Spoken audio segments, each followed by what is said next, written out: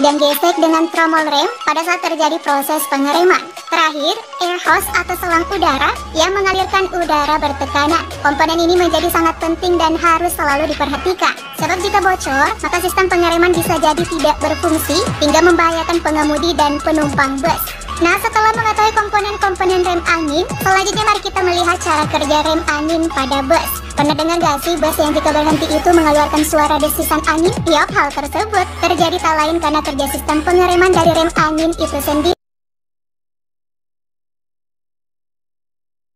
Sebelum mengetahui cara kerja rem angin, perlu kamu ketahui ini Teknolovers, komponen-komponen dari rem angin itu sendiri. Antara lain kompresor. Kompresor berfungsi untuk menekan udara luar untuk masuk ke tempat penyimpanan yang disebut air tank. Kompresor inilah yang membuat tekanan udara di air tank jadi lebih tinggi. Jika tekanannya tinggi, maka akan ada tekanan regulator yang menghentikan kompresor secara sementara. Sedangkan jika tekanannya berkurang, maka kompresor akan kembali aktif untuk mengisi tangki. Selanjutnya ada air tank, fungsinya menampung udara bertekanan dari kompresor tadi. Air tank dilengkapi dengan air dryer yang akan menyaring air dan debu yang terbawa udara saat dikompresikan oleh kompresor. Uap air itu akan dikumpulkan dalam suatu bagian dan air tersebut harus dibuang melalui check valve. Komponen selanjutnya adalah brake chamber. Fungsinya adalah mengubah tekanan angin menjadi gerakan mekanis. Nantinya tuas dari brake chamber akan menggerakkan kampas rem untuk menghentikan roda bus. Lalu ada brake valve yang terdiri dari pegas dan serangkaian katup. Komponen ini akan membuka menutup aliran udara bertekanan dari air tank ke brake chamber. Katup inilah yang akan membuka saat pedal rem diinjak. Selanjutnya ada brake lining atau kampas rem yang berfungsi sebagai bidang gesek dengan tromol rem pada saat terjadi proses pengereman. Terakhir, air hose atau selang udara yang mengalirkan udara bertekanan. Komponen ini menjadi sangat penting dan harus selalu diperhatikan. Sebab jika bocor, maka sistem pengereman bisa jadi tidak berfungsi hingga membahayakan pengemudi dan penumpang bus. Nah, setelah mengetahui komponen-komponen rem angin, selanjutnya mari kita melihat cara kerja rem angin pada bus. Pernah dengar gak sih bus yang jika berhenti itu mengeluarkan suara desisan angin? Yap, hal tersebut terjadi tak lain karena kerja sistem pengereman dari rem angin itu sendiri. Lantas, jadi saat mesin dihidupkan maka kompresor akan mengkompresikan udara luar dan menyuplai udara bertekanan ke air tank sehingga tekanan udara di air tank meningkat. Dan saat tekanan melebihi batas maksimal, maka secara otomatis air tank akan membuang udara dari kompresor tersebut ke atmosfer. Jika tekanan udara malah kurang, kompresor kembali menyuplai udara bertekanan ke air tank, begitu seterusnya hingga tekanan dalam air tank stabil.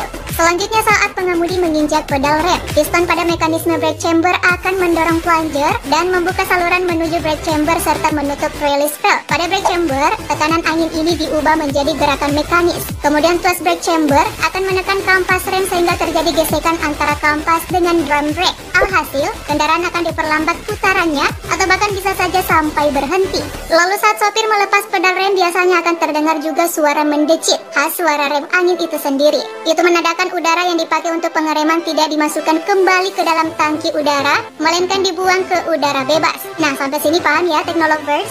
Sebenarnya penggunaan rem angin tidak jauh berbeda dengan penggunaan rem biasa. Namun di dalam pedal sistem rem angin terdapat sebuah katup yang akan mengatur volume serta tekanan udara yang mengalir untuk menekan kampas rem. Semakin banyak volume udara yang dialirkan, semakin besar pula energi pengereman yang didapatkan. Maklumlah ya, ukuran kendaraan yang menggunakan rem angin jauh lebih besar hingga membutuhkan tenaga yang juga besar.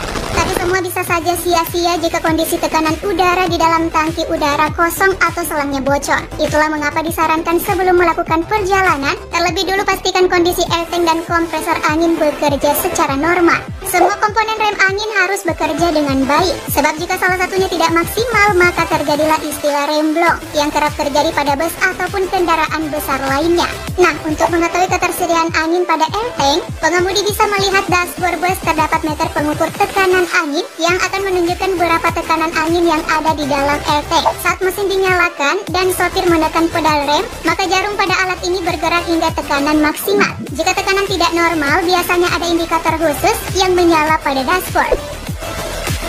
Dilakukan secara langsung, harus ada jeda waktu melakukan perpindahan.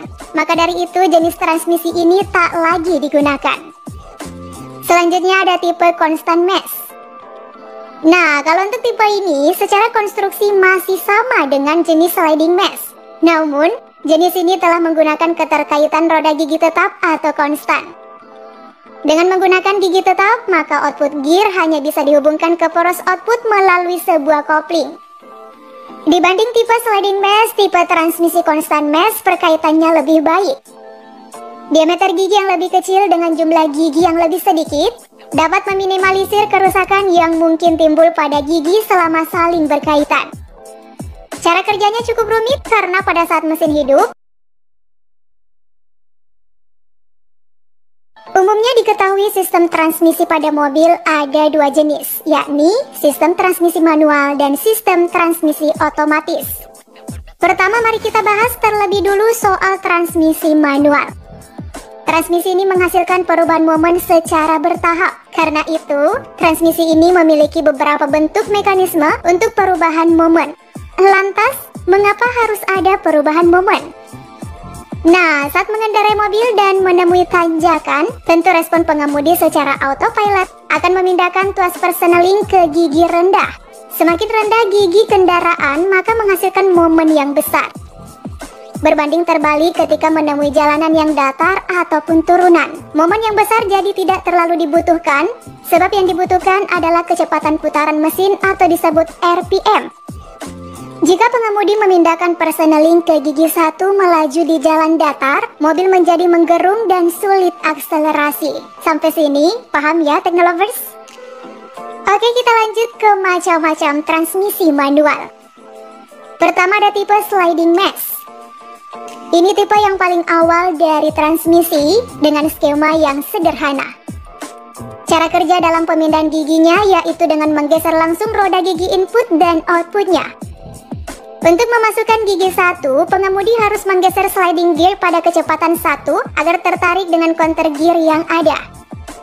Adapun kelemahan dari sistem transmisi ini, yaitu proses pemindahan yang sangat tidak halus. Hal ini karena di dalam kondisi putaran tinggi lalu mengaitkan dua roda gigi yang putarannya berbeda.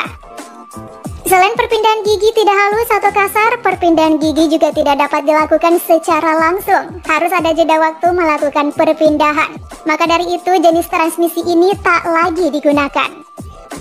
Selanjutnya ada tipe constant mesh. Nah, kalau untuk tipe ini secara konstruksi masih sama dengan jenis sliding mesh. Namun, jenis ini telah menggunakan keterkaitan roda gigi tetap atau konstan. Dengan menggunakan gigi tetap, maka output gear hanya bisa dihubungkan ke poros output melalui sebuah kopling. Dibanding tipe sliding mesh, tipe transmisi konstan mesh perkaitannya lebih baik. Diameter gigi yang lebih kecil dengan jumlah gigi yang lebih sedikit dapat meminimalisir kerusakan yang mungkin timbul pada gigi selama saling berkaitan. Cara kerjanya cukup rumit karena pada saat mesin hidup, poros input akan langsung memutar counter gear yang dibuat agar selalu terhubung dengan output gear. Selanjutnya ada juga nih transmisi tipe synchron mesh. Sistem transmisi yang banyak digunakan pada kendaraan bertransmisi manual saat ini karena dianggap mampu memberikan perpindahan gigi yang lebih halus. Konstruksi transmisi ini seluruh roda gigi pada main shaft terhubung bebas. Sedangkan synchron mesh dengan poros utama terhubung sliding. Transmisi jenis ini dapat menyamakan putaran antara input shaft dan output shaft. Nah, keuntungan transmisi selain bebas menggunakan berbagai jenis roda gigi, juga memungkinkan perpindahan gigi dengan lembut dan cepat tanpa menimbulkan bahaya pada gigi, dan tidak memerlukan injakan dengan kopling ganda. Selanjutnya kita beralih ke sistem transmisi otomatis.